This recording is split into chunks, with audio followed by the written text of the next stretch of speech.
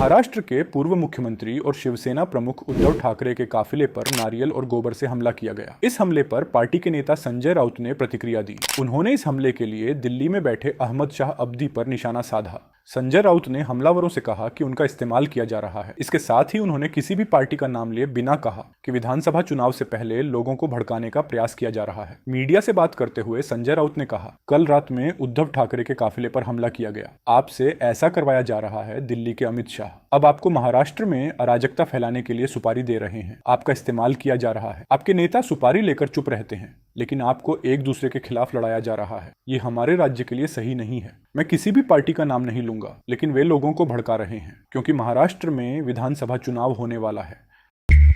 नीतीश कुमार ने एक बार फिर धोखा दे दिया। यह आरोप है आरजेडी नेता तेजस्वी यादव का। तेजस्वी ने नीतीश कुमार पर तीखा हमला बोलते हुए कहा कि हमारे चाचा और बिहार के मुख्यमंत्री नीतीश कुमार ने बिहार के वोटरों को धोखा दिया है। नीतीश के पाला बदलने को लेकर तेजस्वी ने दुख जाहिर करते हुए कहा कि हमने बिहार में भाजपा को सत्ता से बाहर करने के लिए उन्हें दूसरा मौका दिया, लेकिन उन्होंने हमें फिर से धोखा दिया और भाजपा में वापस चले गए।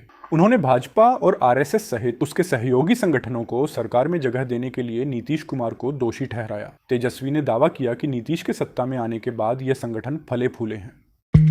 लगातार बांग्लादेश में हिंदुओं को टारगेट किया जा रहा है। खबर है कि 27 जिलों में हिंदुओं के घरों और धार्मिक स्थलों पर हमला किया गया है, लेकिन इस पर पीएम मोदी गायब हैं और तो और आधिकारिक बयान तक नहीं दिया, जिसके बाद उद्धव ठाकरे ने धज्जियां उड़ा दी। वॉर रुकवा दी ना, तो यूक्रेन और रशिया की वॉर रुकवा सकते हैं। तो वो पापा को बोलो ना, वो पापा को बोलो कि पापा ये भी वॉर रुकवा दो। बांग्लादेश में हिंदुओं के ऊपर अत्याचार हो रहे, पापा अत्याचार रुकवा दिए पापा। तो सुना आपने, पापा वॉर तो रुकवा सकते हैं, लेकिन बांग्लादेश के मसले पर बोल नहीं सकते। अरे बोलना तो दूर की बात है, ऑल पार्टी मीटिंग से भी गायब हैं, सदन से गायब हैं। ऐसे में कुर्सी से कब गायब हो जाएंगे, आपको क्या लगता है?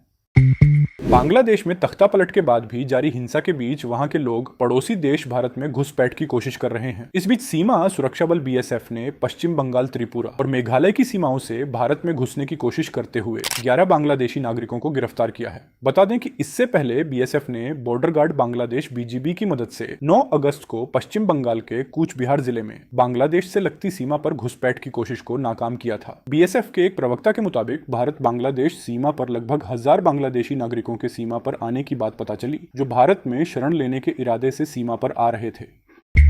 सेबी प्रमुख माधवी बुच और उनके पति पर लगे आरोपों वाली हिंडनबर्ग रिपोर्ट पर कांग्रेस नेता पवन खेड़ा ने कहा कि दूध का दूध, पानी का पानी अपने आप हो गया।